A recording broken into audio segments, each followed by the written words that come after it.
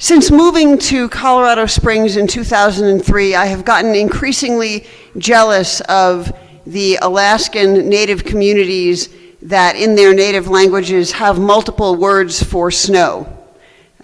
You may or may not know that I believe both Eskimos and Inuit have, for example, one word for snow that is falling and another word for snow that is on the ground. And I think for those of us who are primarily limited to English in Colorado, we really would do better with more words for snow because, in November there's the gentle, soft snow, and in December there's the beautiful snow in the trees that's a little icy, and in January there's the heavy snow on the telephone lines that's really frightening, and in February the snow is along the lines of where on earth are the snow plows already snow, and in March or May or June we have snow mixed with hail snow, which really ought to have its own word, and probably not a very nice word at that. But sadly, we only have one word for snow. And we only have one word for love, which makes this passage from John a little confusing. The Greeks had 4 words for love, and that matters because this passage was originally written in Greek. And I may mispronounce the first of these 4. I've never heard it said aloud. But familial love, the love of parent for child or child for parent, in the Greek of this time was storge, possibly storge, but I think storge. We know the word eros because we have the word erotic, so romantic love, sexual love.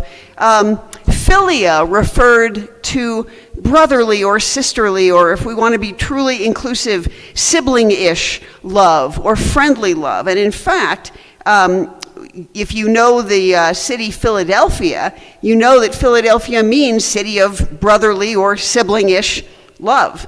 And then, of course, we have agape, the purest and most selfless form of love, sacrificial, unconditional, enduring, patient. If you think at all about the love chapter in 1 Corinthians chapter 13, where Paul goes off on all the things that love is, he's talking about agape love.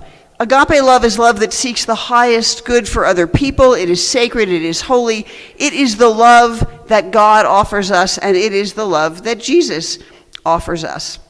Agape love is also the love that transforms us, that makes all things new. So if you were here last week, you may remember the communion hymn was a video of a piece called All Things New. That text is from Revelation, actually. If you were at our Wednesday or Thursday night Zoom chapels, you saw that video again. So agape love is transformative love, not merely patient and waiting, but active as well. So in a moment, you'll see why this matters for this passage from Peter. People have wondered why Jesus asks Peter 3 times if he loves him. And one answer to that is that earlier in the story, Peter has betrayed Jesus 3 times before the cock crows. And so some biblical scholars think that this is meant to be kind of a literary parallel. We have 3 betrayals, some time passes, we have the crucifixion, the resurrection, and now we have 3 affirmations of love to match the 3 betrayals, or 3 denials. I'm sure that's true and fine, but what I find really interesting about this passage is that in English we hear the word love over and over and over again. We hear it 6 times, the same word, but in fact, in the Greek, there are different words for love being used in this passage, which is what makes it interesting and useful for us. The first and second time Jesus asks Peter, "Do you love me?" he asks whether Peter agape loves him. And both of those 2 times, Peter says, "Yes, Lord, you know that I philia love you." But that's not the same thing. And because many of us do not particularly read or speak Greek, and this business of comparing agape and philia might feel sort of arcane or academic or out there, I am about to give us a modern version of those first 2 questions and answers.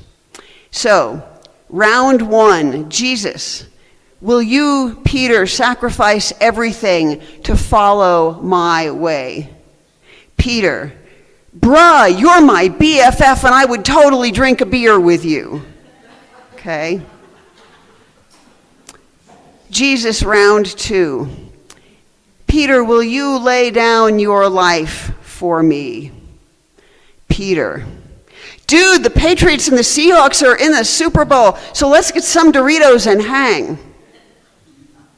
And then we get to the third time, and this is the first time where the text tells us that Peter is hurt. Why is Peter hurt? Why was he not hurt after the first time? Why was he only hurt the third time?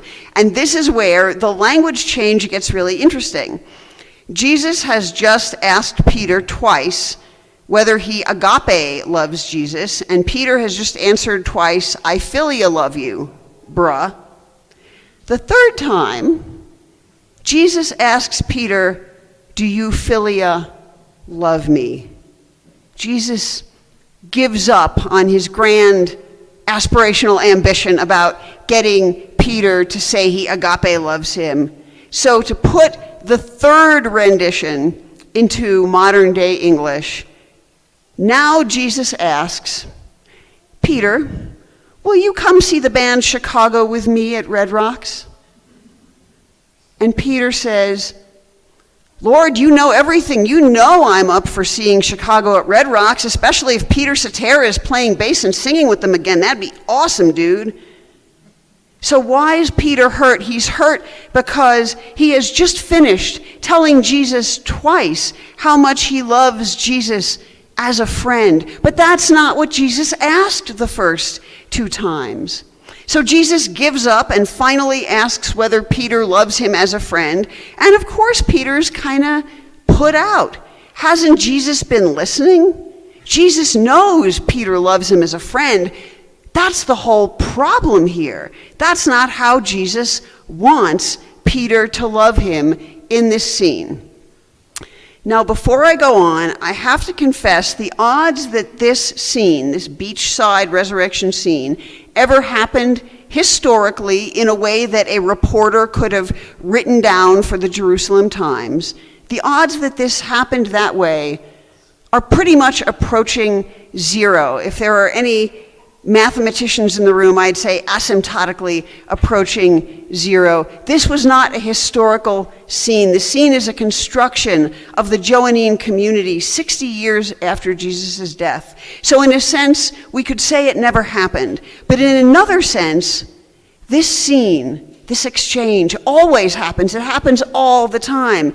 Because Jesus or God or the Christ, you pick your favorite term here, keeps asking not just whether we love the sacred, but how we love the sacred. And how often we get that answer wrong. At least I get that answer wrong all the time. Now, the Gospel of John, if you know the Gospels, the 4 Gospels that are in the Bible at all well, you may know that the Gospel of John is really different from the other 3 Gospels. The other 3 Gospels in historical order, Mark, Matthew, and Luke, are sometimes called the Synoptic Gospels because if you put them together, they look kind of alike. They share a lot of material, and John does not. The Jesus of the Synoptics is very different from the Jesus in John. But it is possible that whoever wrote John was familiar with the earlier Gospels, because again, John's the latest Gospel. The other Gospels may have already been circulating. So it is possible that John, or whoever wrote John, when writing this beach scene, knew about the 2 great commandments that Jesus gives us, most clearly in Mark and in Matthew. Today you heard the Mark version of them. And again, what are those 2 great commandments? Love God with all your heart and all your soul and all your mind and all your strength. Love your neighbor as yourself. So, quick pop quiz. The word love shows up in those great commandments basically twice, right? Love of God, love of neighbor. Which Greek word do you think the gospel writers used when explaining those 2 commandments? Are we supposed to love God and our neighbor like a family member, erotically, like a friend, or with selfless and sacred love? What do y'all think? Agape, woo! Wish I had a prize for you. Don't. But yes, and here's why that's important. There's no such thing as loving God with all you've got at the philia level. Friendly love is a great thing, and in fact, I want to take a minute and talk about how great it is, but it is different from agape love. So, philia love, the love of friend, the love of sibling, the affectionate love. It's wonderful, it's awesome, we need it desperately. It's comfortable, it's comforting, it warms our hearts, it eases our minds. For those of you who have been around a while, you know that the first Sunday of every month, which is also Communion Sunday, we have a fellowship lunch after church. And we call that agape lunch. And the reality is we ought to call it philia lunch, because it's not a time when we selflessly listen to and support one another. It's a time when we hang out and gab and catch up and talk about what's going on in our lives. But I don't say that to indicate that that lunch is any the less important for really being a philia lunch rather than an agape lunch. It's a lovely lunch. It's a great time that people spend together. And there's nothing wrong with it being a philia lunch, but it is not a self-sacrificial time of sacred connection. And that's fine. We need philia love. We need our friends. We need our social companions and our siblings. But agape love is different. It's harder, it's demanding, it's challenging.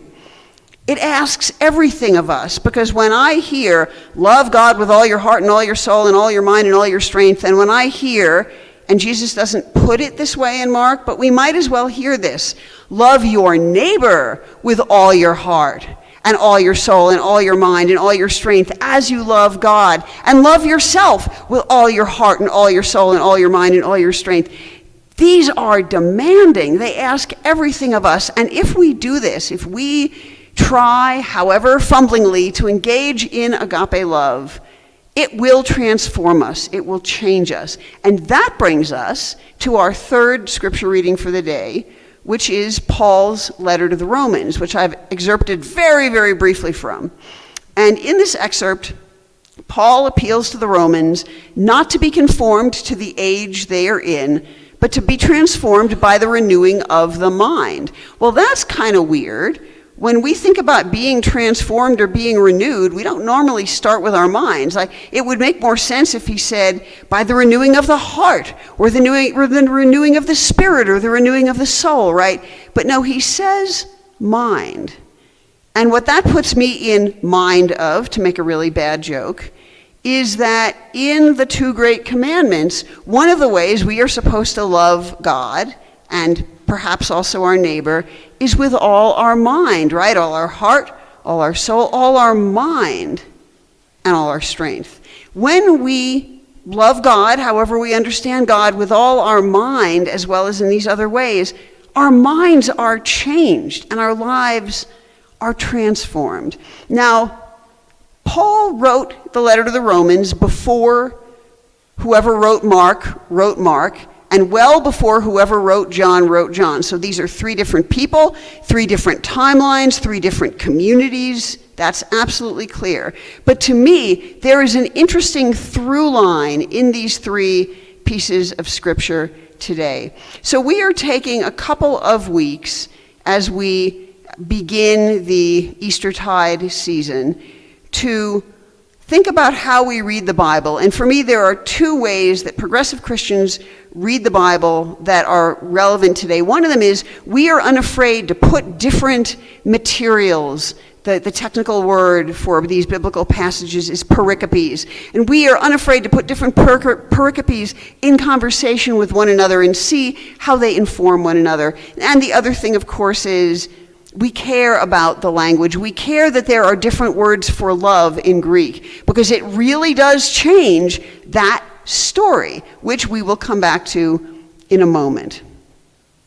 The through line for me of these three scriptural passages is the idea that loving God and our neighbor and ourselves with our whole selves changes us. It transforms us as our minds are renewed. And if we wanted to elaborate on Paul, we could also say as our hearts are renewed, or as our souls are renewed, right?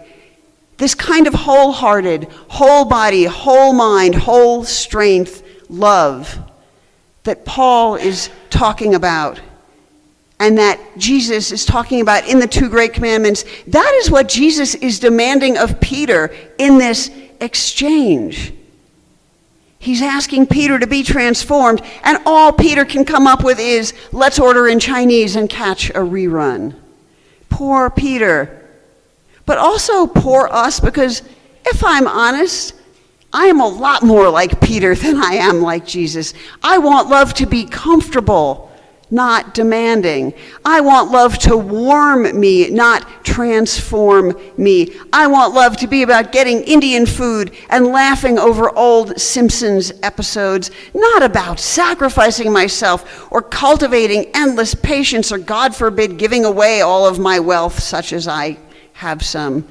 I don't really, if I'm honest, want to be made new by love. That is too much work.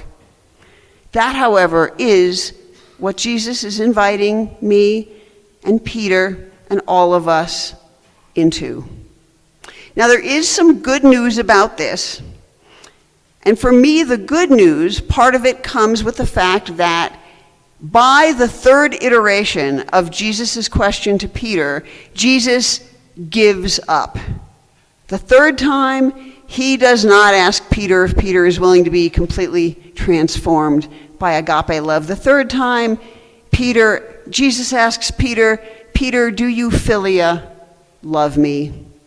You want to grab a brewski and watch the game? And that's important because Jesus meets Peter where Peter is. He gives up on trying to drag Peter into some grander understanding of love, which is just not happening in this exchange. So whoever wrote this, whether Jesus and Peter actually had this exchange or not, it's brilliant. Because what we learn from this is at the end of the day, Jesus, God, the Christ, again, use whatever language works for you, will meet us where we are. Not to leave us there, but will at least start with us there. And then there's something else about this exchange that I find interesting. Doesn't matter which form of love Jesus is talking about, doesn't matter which answer Peter gives. The instruction that follows the exchange is basically the same every time. Feed my lambs, tend my sheep, feed my sheep. What Jesus is saying every time, no matter how he asks the question, no matter how Peter answers it, is tend those in need, care for other people. That's what feeding the lambs and tending the sheep is about. It's about taking care of others.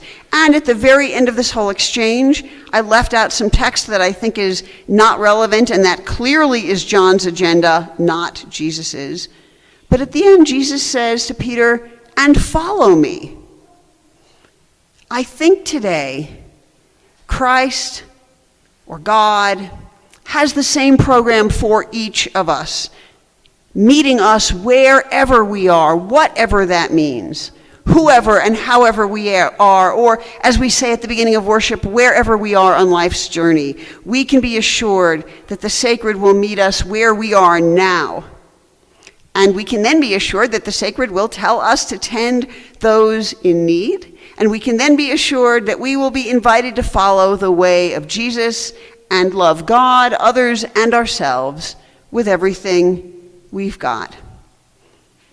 And I absolutely believe that if we follow this program, however imperfectly, however fumblingly, however frailly, we will be transformed by love. I end this time, as I do every week, with some questions for the week and a prayer for us all. And for people who are new, the point of these questions is, I don't want us to simply walk out of here today and forget everything about worship and move on to our next thing and check one more thing off the list.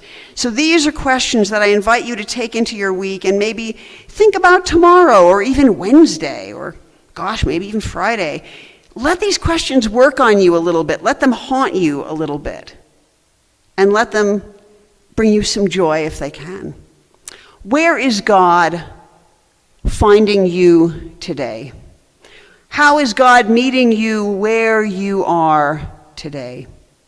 How is God inviting you to move, to transform, to grow, to change? How is God inviting you to tend those in need? How is God inviting you to follow the path of Jesus?